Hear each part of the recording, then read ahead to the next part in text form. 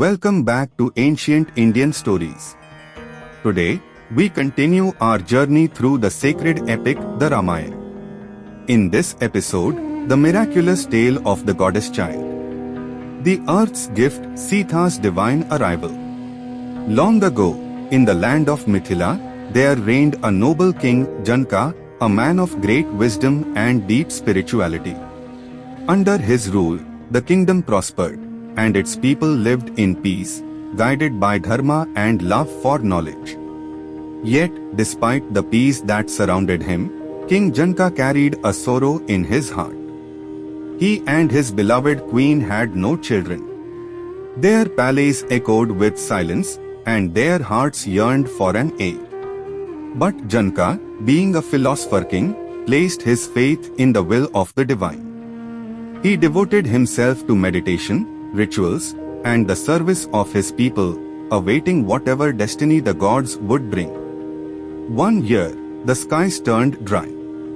The rains did not come. The fields cracked, the rivers receded, and famine loomed over Mithila. Desperate to restore fertility to the land, King Janaka turned to an ancient Vedic tradition, the ritual ploughing of the sacred field. With a pure heart and sacred intent, the king himself took up the golden plough, an act of humility and devotion, to awaken the spirit of the earth. The entire kingdom watched in silence as their king stepped into the dry fields, invoking the gods with mantras. Each step of the plough cut through the parched soil, prayers rising with the dust. And then, as the golden blade of the plough sunk into the earth, it struck something soft, radiant, and unexpected. The king halted. The priests gathered around. Carefully, Janaka brushed aside the soil. And there, lying within the furrow, was a baby girl, nestled in a lotus, glowing with ethereal light. The winds calmed. Birds paused in flight. The earth itself seemed to hum with life. This was no ordinary child. A voice echoed in the king's heart, perhaps from the heavens, perhaps from within. She is born of the earth, Bhumi Devi's own daughter.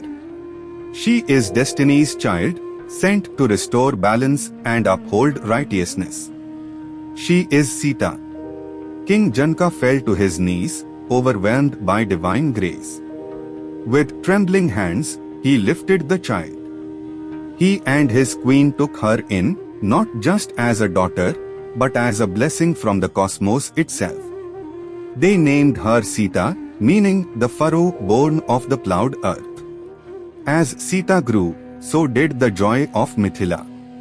Flowers bloomed where she walked. The animals gathered near her. Even the harshest winds softened in her presence. She was calm, compassionate, and wise beyond her years.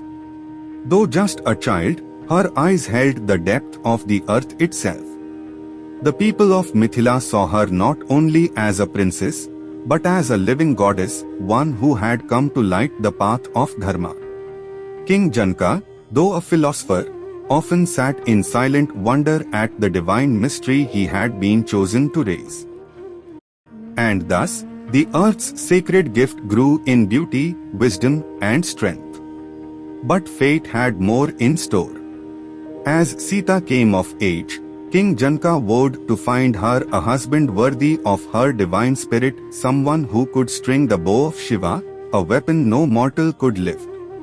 In our next episode, a bow of the gods, a hall of kings, and the moment Rama first beholds Sita. Join us as the threads of destiny begin to weave one of the greatest love stories ever told.